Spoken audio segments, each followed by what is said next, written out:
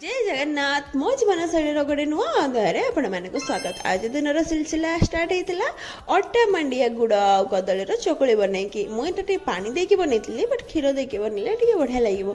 तो प्रिपेरेसन सारिकी मु लगी पड़ी चकुलाटा बनइबार। अनेस्टली कहूँ मो फर्स्ट टाइम बनाऊँ। ओके सो बहुत भल हवा दरकार। सो बस पिठाटा बनइबार लगी पड़ी टाइम रे मते भोक होता तो मु गोटे पीस कमला खाऊ खाऊका बनी जाइला मोर 4टा चकुली। देखुच तो पूरा शक्तिमान भाया कम कर मु। तो बस मामार 2टा आ मोर 2टा चकुली नहीं बस पड़ू माँ झील खावाई गोड़ उपर गोड़ पकईकी आउ खाई सारापर आम डायरेक्ट डिया मार्लु लंच को जो कि आम खाई बिरियानी सहित था पनीर आ सहित कचम्बर जोटा कि मैंडेटरी। सो खाई सारापर मुझे रेस्ट नहीं बिकज जेहेतु आज छुट्टी था 2-3 घंटा शोई पड़ी। तो शोक उठला मामा मत आणिक काटिक देता पिजुड़ी एंड पिजुड़ी खाई।